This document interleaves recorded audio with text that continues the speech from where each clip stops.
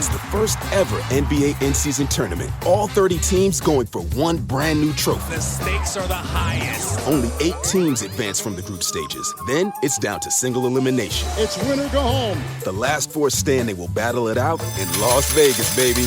They're going to go all in on the hardwood for season-long bragging rights in the first ever NBA Cup. Hope everyone's feeling lucky.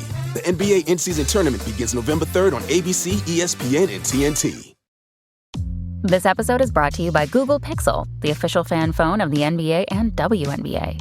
The new Pixel 8 and Pixel 8 Pro are built different. How? Take the Audio Magic Eraser tool that helps block out distracting crowd noise so your play-by-play commentary sounds crystal clear. The only phone engineered by Google brings out the audio you care about so your videos sound as crisp as they look. Learn more at googlestore.com/pixelnba. Audio Magic Eraser requires Google Photos app. May not work on all. All right, we're back. Another episode of Benjamin Betts, the podcast. I'm one of your co-hosts, Corey. My other co-host, Jared. He's on right here with us. We're going to get rolling. You ready, Jared?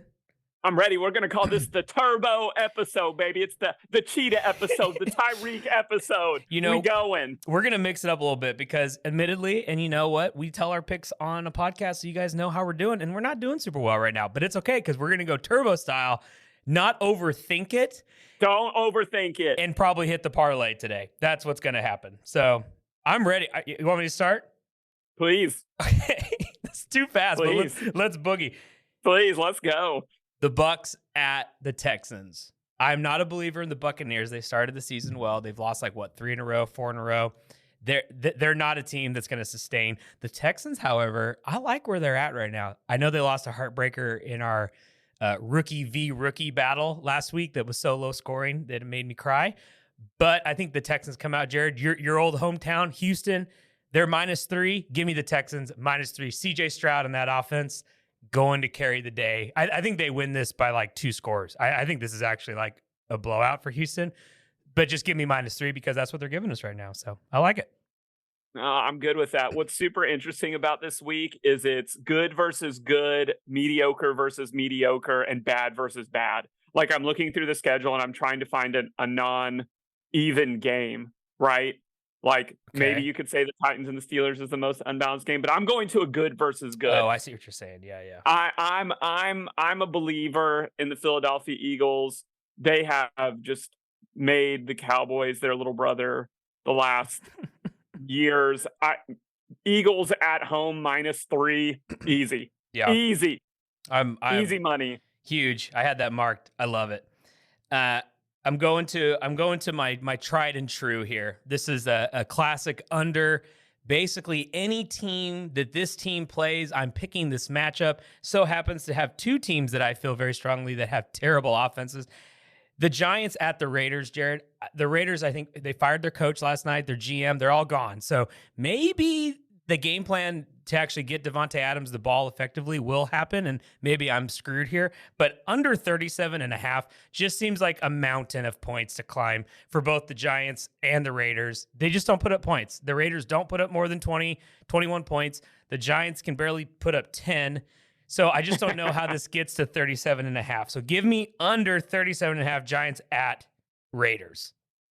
I like it. No, I like that a lot. I'm sticking in the world of good versus good because we have so many good games this week. This was bad. I picked bad versus bad, I guess. Those are too bad. Yeah, you're picking bad versus bad. I'm picking we need a good Sunday night game.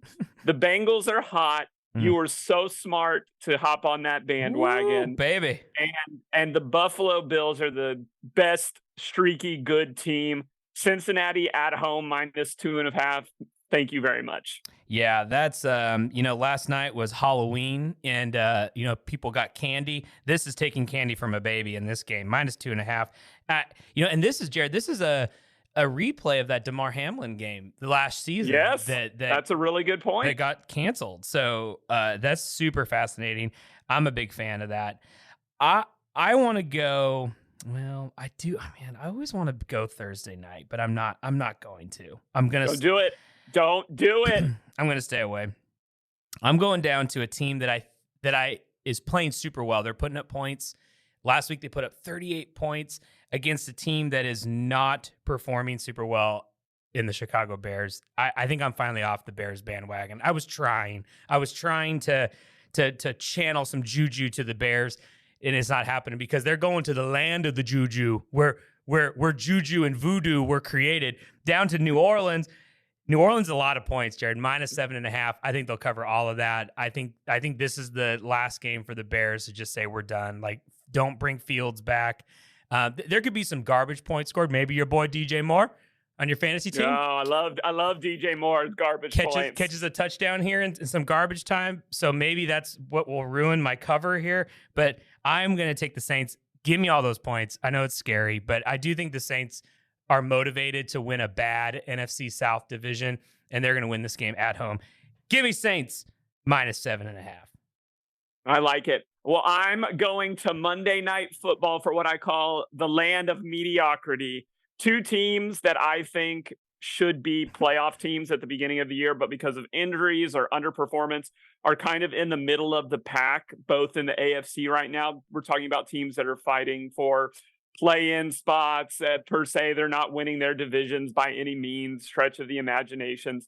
But one of these teams has Rocky.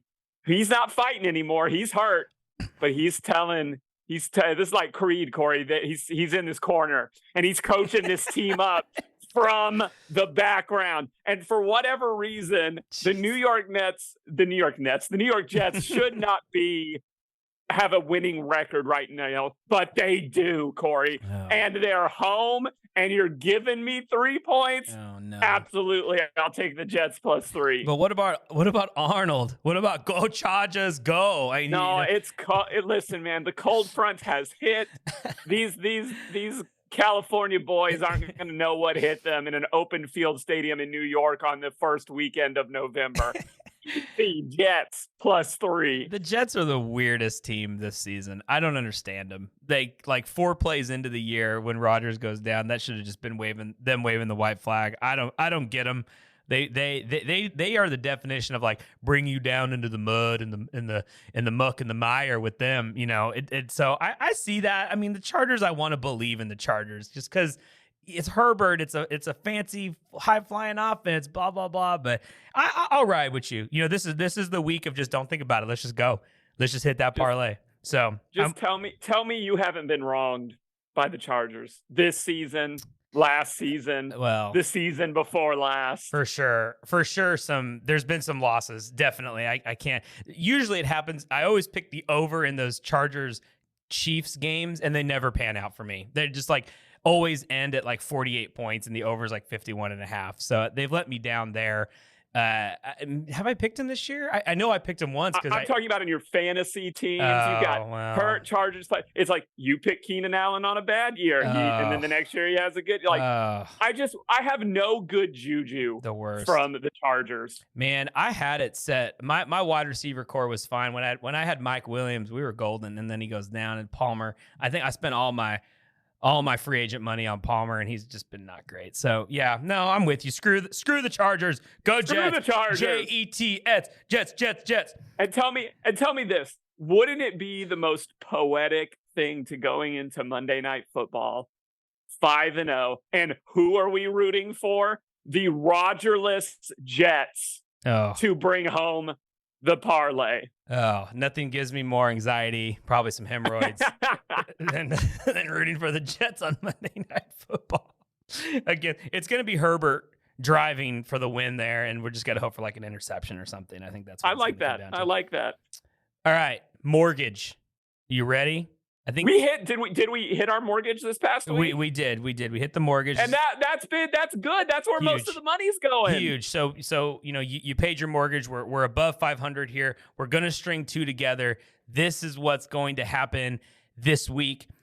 There's a trend with the mortgage. There are 2 teams, Jared. One lost their quarterback and is starting a new one. The other one traded their quarterback and is starting a new one. So we have Cleveland against Arizona.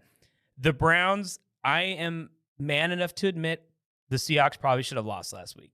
I don't know why Cleveland threw the ball on 3rd and 3, and we picked them off and then scored a touchdown to win the game to cover. I don't know why that happened, but it did. It did. But I think Cleveland against Arizona, Cleveland still got a good defense. we don't know who the quarterback is. What's Deshaun doing? Are there more things going on in his life than he's willing to talk about? But the defense is still strong. Arizona's trotting out a new quarterback with an offense that's not even really that proficient. What am I trying to say? You know the word, right? Proficient. Yeah, there's some other words. You're right. We're going to tease that down to -3. Just win this game by 3, Cleveland. I think they should do that all day. The line is set at 7.5. We're bringing it down to 3, win by a field goal. Then we're going Minnesota at Atlanta. Atlanta up and down this season, but at home, different team. We've talked about Ritter at home, different quarterback against Minnesota. Sorry, Kurt. Like, I think it's because you did that quarterback show on Netflix and now you got hurt. Like, he should have just kept doing his own thing. He was getting too many wives on board with him, and messing up some households, maybe. My wife, I like Kirk Cousins. Well, sorry, Kirk, your Achilles couldn't hold up. And I don't know, I love Kirk, good player, but he's not playing, Jared. Backup quarterback. Oh, that's so funny. My wife was more so into Mariota, and I feel like I respect her more for that. That's true. We love Marcus, and it's probably because he won a Heisman at Oregon. That's probably why your wife was feeling him. But Atlanta is -4.5. We're teasing this down to 0. Just win the game, Atlanta. If we get a tie, it's a push, so we'll take it. But Atlanta, 0 points. Cleveland -3. That's our 2-team teaser, and I feel good about it. You will be able to make your mortgage, so start saving up some money for Christmas. Your kiddos might want some presents. Your wife wants something. Your husband wants something. Whoever, this will be a good bet here. Throw that mortgage money on it. You're going to be happy. I like it. All right, so let's relook at what we have going on here. We have avoided Thursday night football, not touching the Dolphins or the Chiefs.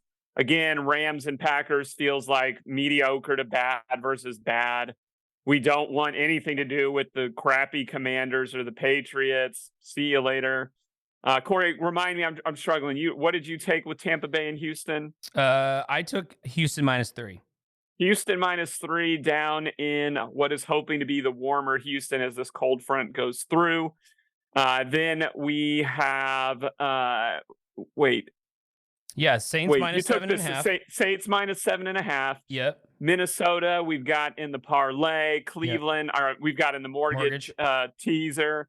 And then no Seattle. Let's talk about that for a minute. Avoiding the Seattle Seahawks, going to the Ravens. Oh, do we sense some weakness? I need to take a week off. I think I was very stressed out last week against Cleveland, and it didn't do my heart any good. And I am scared for this game. I think Baltimore, if you were to tell me, if you had a gun to my head and say what AFC team's in the Super Bowl, I'm probably picking Baltimore. I think this is their year, and I think Kansas City is not good. I think Patrick Mahomes inflated right now. Like, they're just not a good team. I just don't think they are. The Bills, the Bengals are coming on hot. I think it's Ravens. This scares me. I wanted to. I had it picked, and then I took it off. I don't know. I want to see Geno. If Geno can go into Baltimore in November and we win this game, oh man, Jared, I'm putting all the Super Bowl, all the mortgage money goes on Seahawks Super Bowl.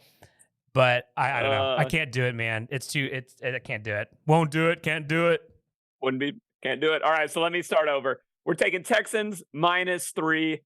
We've got the Bears, as Corey mentioned, going into New Orleans. The Who Dat Nation, too strong. A lot of points, but we say Saints cover by over 7.5. We're then going to bad versus bad. Giants at Raiders. I don't even know why they would put this game on TV. It's probably not worth it. No. But we're taking the under here because neither of these teams can score points.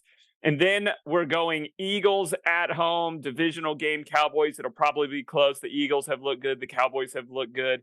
Dallas, little brother to Philadelphia Eagles. Take them -3. Cincinnati's hot, man. This is what they do. They do the opposite of what I do on this podcast. They stink early and then they come on hot and they're a team to be reckoned with. I make picks early in the season that are glorious and then can't pick a winner to save my life. Cincinnati -2.5. And then to cap it all off for our 6-game parlay, Jets, Jets. over the Chargers on Monday Night Football. The spirit of Aaron Rodgers takes us home to win our first 16 parlay.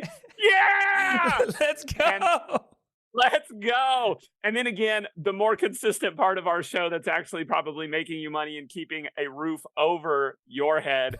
What we're saying here for our 2-team teaser parlay to get your mortgage paid. Tease the Falcons down -4.5 to 0. Falcons win at home.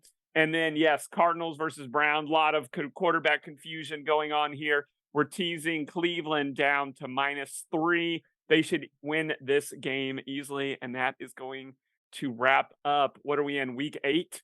Week 8, man. Crazy. Week 8 here in the NFL. Wild. This is going to be good. Wild. Can't wait for next week's episode when we get to talk about our parlay that we hit. It's going to be exciting. It's going to be hot. And then it's going to be hot. And then we'll talk about our overall record at that point, because then that'll look a little better. So yeah, then that'll look a little better. No, you'll notice our avid listeners that we did not mention it this week because it is not good. Anything NBA in our last couple minutes before we get on out of here, Corey? It's been a good start to the year. I'm 5-2 right now. I need to start posting these or share them. I haven't been doing that, but I need to start doing that. Trends. The Blazers are bad, so that's been an easy one to follow there. The Spurs, you can't really bet them. Our producer Mike would choose to believe they're going to be 80-2 this year with Wembanyama. They did have a very good comeback win last night against Phoenix, so I will give them some credit there, even though Devin Booker didn't play and some others. But that's fine. So I wouldn't touch the Spurs. They're up and down right now. But the Denver Nuggets, until they say otherwise, I just keep betting them the over.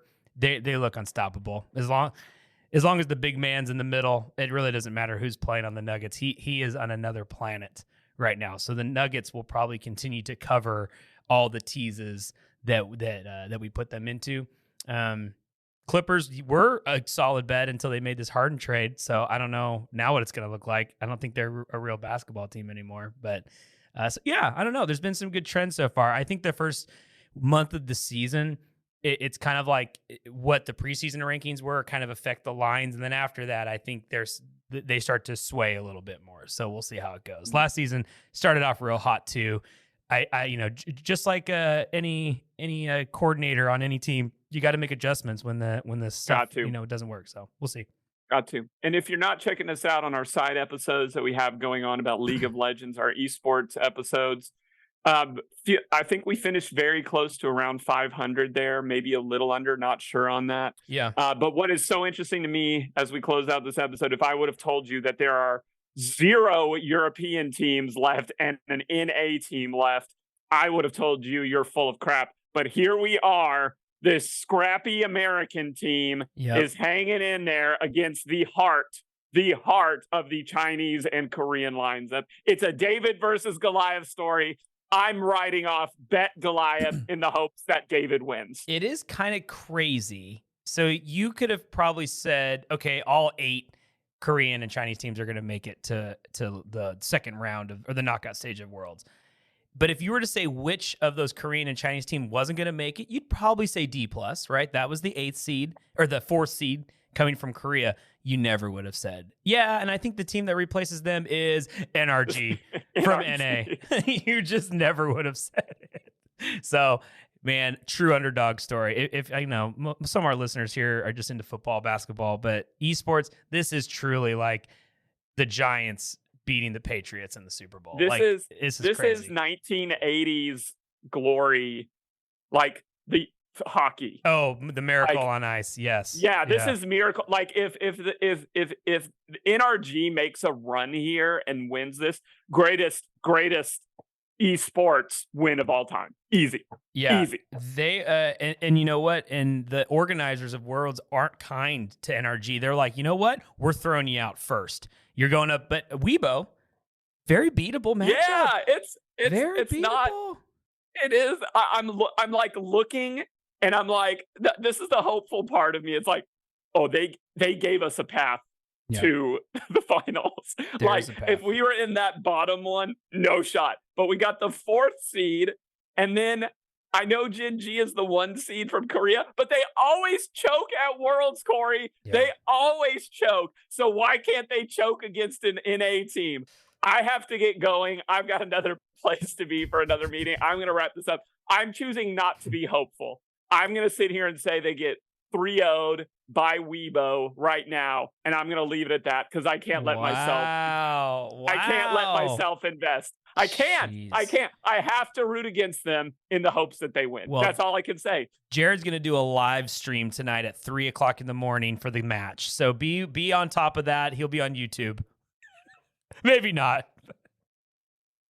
He's all right. I've enjoyed our quick episodes. I've missed the sound bites. Sound bites coming back next week. Sorry, couldn't throw it together that quickly. Yeah. Look, I'm looking forward to a rejuvenated and happy Corey and Jared come week 9 NFL. It'll be phenomenal. Go Jets, go. Go. All right. For Benjamin Betts, this is Corey and Jared. We'll see y'all next week. Yeah. This has been a Rogue Media Network production.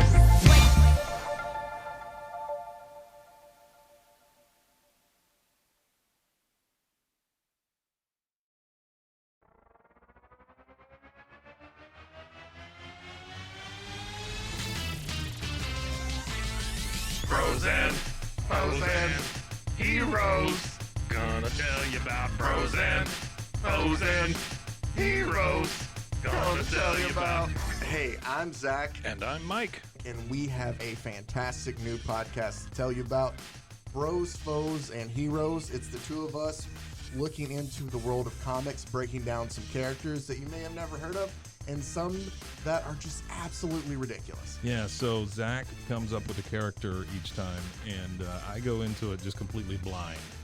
I don't know who this person is or what their abilities are or anything, and basically I guess we kind of go over their origin story and just some of the ridiculous stuff that maybe, especially Golden Age stuff. Oh, Golden Age stuff is always the best, and we will make sure to highlight all of the shenanigans and just absolute weirdness of everything. Yeah, that's right. So subscribe today and follow us on Instagram at Bros, Foes, Heroes. And if you don't, I know where you live. Not really, but please subscribe. Frozen, heroes. Gonna tell you about Frozen, heroes. Gonna tell you about.